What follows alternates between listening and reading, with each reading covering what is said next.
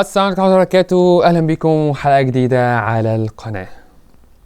في الحلقة اللي فاتت اتكلمنا على الأوفرلابنج جينز، كونسبت لطيف وأعتقد اتعلمنا منه حاجة بسيطة. وهنبدأ من الحلقات اللي جاية بقى نتكلم على الترانسكريبشن ذات نفسه، عملية الترانسكريبشن نفسها فيها إيه؟ نتكلم عنها ونتكلم عن تفاصيلها ونتكلم على الفاكتورز بتاعتها ونتكلم على كل حاجة في الترانسكريبشن. كل اللي فات ده كان انترودكشن بتintroduce فكره الترانسكريبشن، بس ما اتكلمناش خالص عن الترانسكريبشن بيتم ازاي وايه هو الترانسكريبشن. هنبدا النهارده باول حلقه. حضر لي كوبايه شاي ولا حضر لي حاجه كده عشان الحلقتين الثلاثه اللي جايين دول حلوين. واول سؤال بنساله اللي هو how DNA can specify a protein composed of amino acids. ازاي DNA دون بيقدر يطلع بروتين؟ بس قبل ما نعرف دون محتاجين نسال سؤال تاني مهم شويه، وهو why RNA serves as an intermediate molecule. جماعه هو في ليه في RNA؟ ليه في RNA؟ حد يرد عليا كده، حد يسالني كده، ليه في RNA؟ احنا محتاجين نطلع بروتين، والانفورميشن اللي هي بتاعه البروتين دي موجوده على DNA. ليه يبقى في وسيط ما بينهم؟ ليه يبقى في intermediate molecule وهو RNA؟ رد عليا بسالك. احنا دلوقتي الانفورميشن كلها موجوده في الدي ان ايه، وعايزين نحول الانفورميشن من الدي ان ايه الى بروتين. ليه بيحصل ترانسكريبشن من الدي ان ايه الى ار ان ايه، وبعد كده يحصل ترانسليشن من الار ان ايه الى بروتين؟ ليه الانفورميشن فلو بيحصل بالشكل دون؟ هو ده السؤال. واي ار ان ايه؟ ليه في ار ان ايه اصلا في حياتنا؟ يعني كنا خلصنا واشتغلنا على الدي ان ايه على طول. الانفورميشن او العمليه دي اسمها انفورميشن فلو. زي كده عارف لما تتزحلق من فوق لتحت كده، الفلو ده اللي حصل ده، انتقالك من فوق لتحت، ده كده نسميه انفورميشن فلو. فبيقول لي ان ال RNA is involved as an intermediate molecule in the process of information flow between DNA and protein. اقترحوا او تم اقتراح الفكره بتاعت ليه ال RNA بيستخدم as a service لثلاث اسباب. اول سبب الدي ان ايه. ماله الدي ان ايه؟ قال لك الدي ان ايه دون غالبا بيبقى موجود في الكروموسومات اللي هي بتبقى موجوده في النيوكليوس. فالدي ان ايه موجود في النيوكليوس، ادي اول معلومه. ماشي. طب تاني معلومه، قال لك البروتين سينثيسيس او تكوين البروتين بيحصل عن طريق الريبوسومز. حلو. الريبوسومز دي قال لك بتبقى موجوده في مكان اسمه السيتوبلازم، ادي دي تاني معلومه. لو في حد اصلا في سنه اولى طبعا مش عارف يعني ايه نيوكليوس سيتوبلازم، فيعني يعني ماليش مشكله اشرح لك. ادي دي خليه فوق اهي، وفي النص كده حاجه اسمها النيوكليوس. النيوكليوس دي فيها الدي ان ايه، فيها الكروموسومات. حلو. دي مكان مقفول لك كده، عامل زي الدايره كده. بره بقى في المكان اللي بره ده اسمه السيتوبلازم. حلو. فالمعلومتين اللي انا بقولهم هنا انه الدي ان ايه موجود في النيوكليوس اللي هي دي، والبروتين بيتكون في السيتوبلازم اللي هو ده. حلو. في معلومتين بيقول لي ليه الدي ان ايه ما ينفعش يبقى دايركتلي يبقى بروتين. لان الدي ان ايه اولا موجود في النيوكليوس، ثانيا البروتين بيحصل في السيتوبلازم، فازاي بقى هننقل الدي ان ايه من النيوكليوس للسيتوبلازم؟ فقال لي هنا DNA did not appear to participate directly into protein. ما ينفعش نطلع الدي ان ايه للبروتين على طول. الدي ان ايه موجود في حته والبروتين موجود في حته، لازم حد كده في النص هو اللي ايه يوصلهم ببعض. ادي دي اول نقطه. النقطه الثانيه قال لك RNA بيحصل له تكوين في النيوكليوس. مش الترانسكريبشن يا شباب بيحصل في النيوكليوس؟ ترانسكريبشن ان انا اطلع من الدي ان ايه ار ان ايه مش بيحصل في النيوكليوس؟ قال لك ماشي. ادي اول حاجه. تاني حاجه قال لك دي ان ايه، قال لك الار ان ايه تقريبا كيميكالي سيميلار تو دي ان ايه. والله حاجه يعني صدفه غريبه. قال لك انه الار ان ايه ده موجود في النيوكليوس which is الدي ان ايه برضه موجود في النيوكليوس.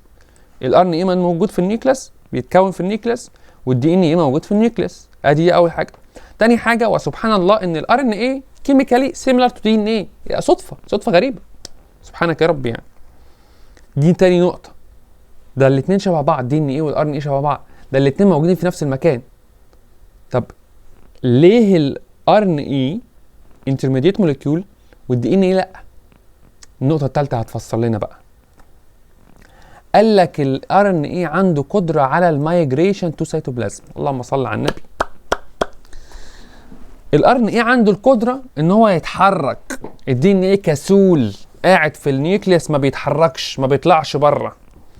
انما الار ان ايه عنده القدره على المايجريشن. الار ان ايه مايجريتس تو ذا سيتوبلازم. شوف الصدفه بقى، ان ويتش بروتين سينسايز. يا سلام، ما بيروح للسيتوبلازم في المكان اللي البروتين بيتكون فيه. فبالصدفه بقى كده انه ايه، الار ان ايه خارج من النيوكليوس رايح للسيتوبلازم، يلاقي كده البروتين بيتكون في وشه، فيقول له خد الانفورميشن دي، خد المسج دي، بعتها لك الدي ان ايه اللي موجود في النيوكليوس عشان تترجمها عندك في السيتوبلازم يوزنج الرايبوسومز. ايه الحلاوه والجمال وال يعني يا سلام. عشان كده مسمينه ماسنجر ار ان ايه. ماسنجر ار ان ايه اللي بياخد الانفورميشن من الدي ان ايه اللي في النيوكليوس اللي مش قادر يحصل له مايجريشن، اللي مش قادر يتحرك، والار ان ايه اللي بيحصل له مايجريشن ويقدر يتحرك من النيوكليوس للسيتوبلازم، يروح يدي الانفورميشن دي عشان كده سميناها انفورميشن فلو. الانفورميشن دي للسيتوبلازم في المكان اللي البروتين بيتكون فيه ويحصل له ترانسليشن. وهنا نقدر نجاوب بالثلاث بوينتس دول why RNA serves as an intermediate molecule. اللي بعده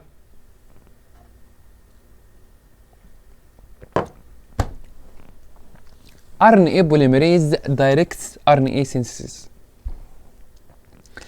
يعني ايه؟ مين اللي بيوجه تكوين الار ان ايه؟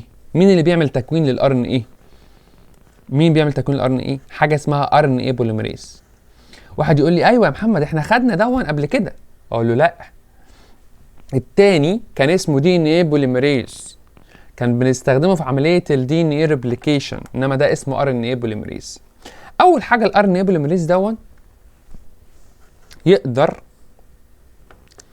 او عشان نعمل ار ان ايه من دي ان ايه تمبلت لازم يبقى فيه انزيم قادر ان هو يعمل العمليه دي.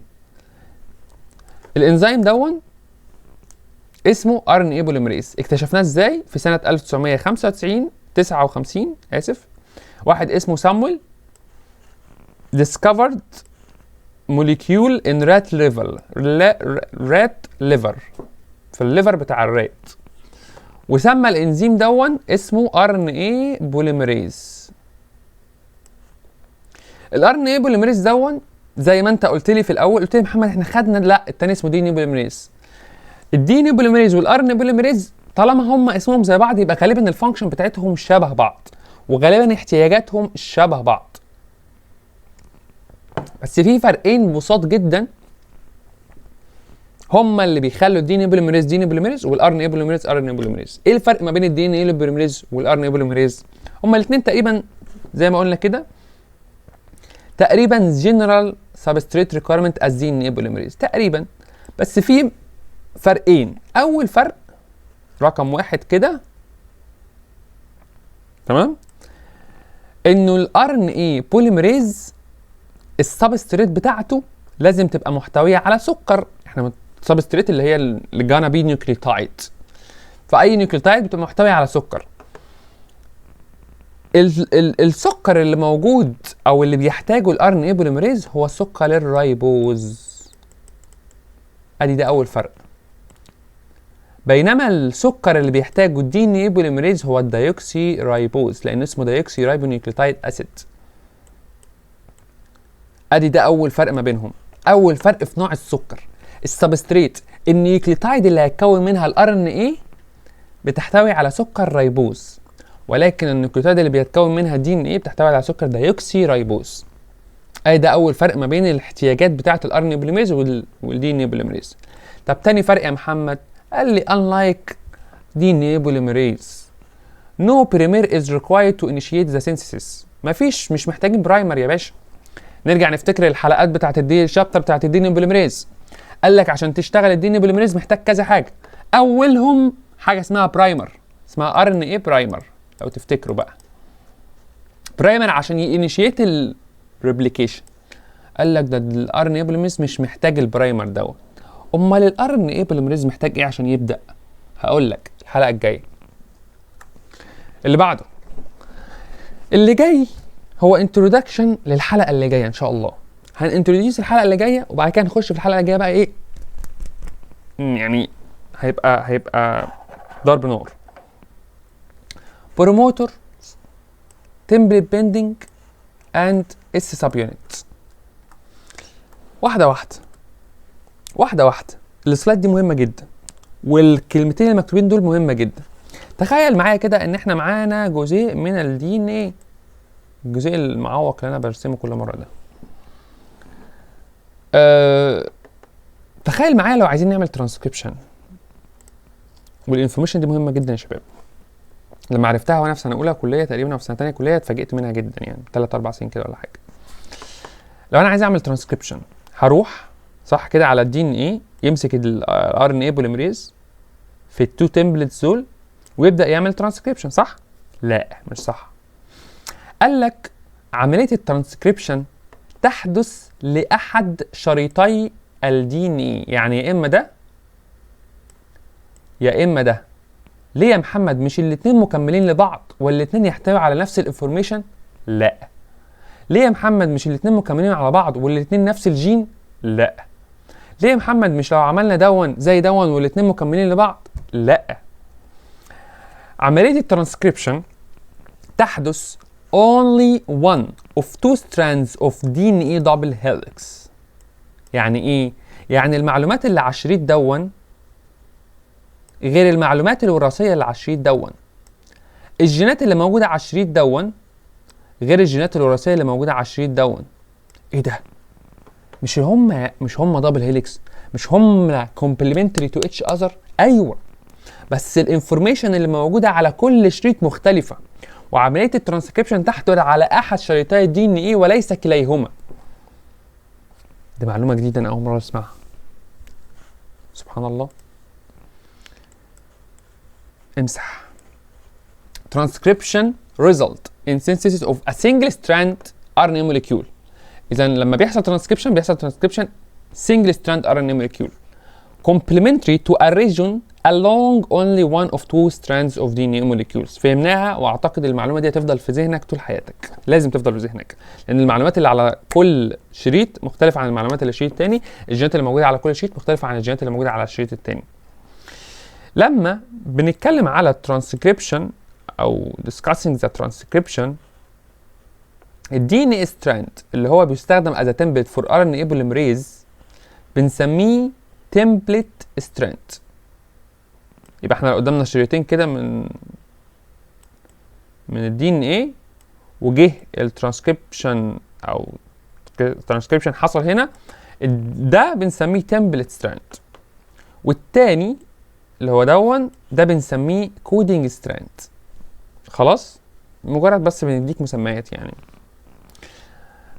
النقطة الأخيرة إن واحد من الفروقات اللي بتحصل والحاجات المهمة جدا اللي بتحصل في الترانسكريبشن إنه بيتم استبدال الثايمين في الدي ان ايه بيوريدين في الار ان ايه. يعني ايه يا محمد؟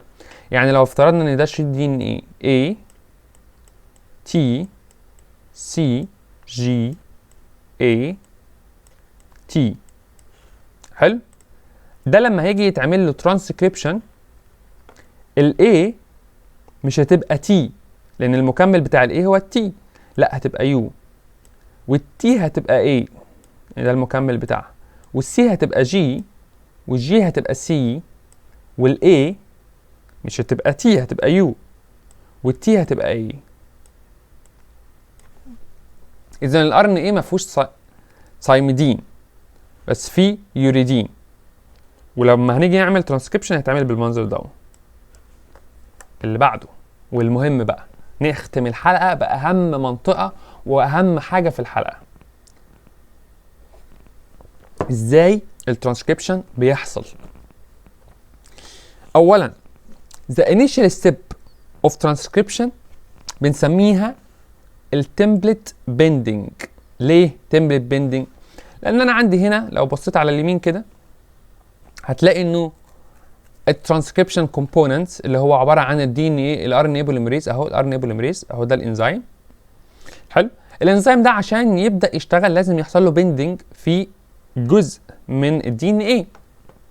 فالتمبلت بيندنج دي اول خطوه بتحصل اهو، template bending and the initiation of the transcription. عشان يبدأ الترانسكريبشن لازم الدي ان اي والانزيم يمسكوا في بعض. ماذا بعد يا محمد؟ قال لي the site of initial bending is established when the RNA polymerase sigma subunit. يعني ايه sigma subunit؟ مش احنا اتفقنا ان البروتينات دي بتحتوي على مجموعة من السب يونتس؟ في سب يونت اسمها سيجما موجوده في الار ان اي بوليمريز، دي حاجه مميزه قوي قوي قوي قوي قوي في الار ان اي بوليمريز. قال لك لازم، شايف سيجما اللي هي هنا دي، شايف كده دي اللي هي هنا دي اهي سيجما سب يونت، لازم السيجما سب يونت اللي موجوده في الار ان اي بوليمريز تتعرف على سيكونس معين جوه الدي ان اي او جوه الجي او في الجين. السيكونس ده اسمه بروموتور. يبقى عشان يحصل ريكوجنيشن ما بين الانزيم والدي ان اي لازم السيجما سب يونت دي تشتغل. السيجما سب يونت بتروح تتعرف على مكان معين في الجين، مش اي حاجه، مش اي مكان في الدي ان اي نروح نعمل له ترانسكريبشن كده وخلاص، مش اي حته وخلاص، مش فاتحينها سبيل احنا. لازم السيجما سب يونت تتعرف على مكان معين في الدي ان اي اسمه بروموتورز. البروموتورز دي موجوده upstream of the sequence gene. يعني ايه upstream يا محمد؟ لازم نفهم كل حاجه. تخيل معايا كده يا صديقي انه ده الجين بتاعي. حلو، ادي رسمنا كده خط كده اعتبرناه جين. ده كده هنقسم الجين لمنطقتين. المنطقه اللي هنا دي اللي هي كودينج سيكونس بنسميها داون ستريم، والمنطقه دي بنسميها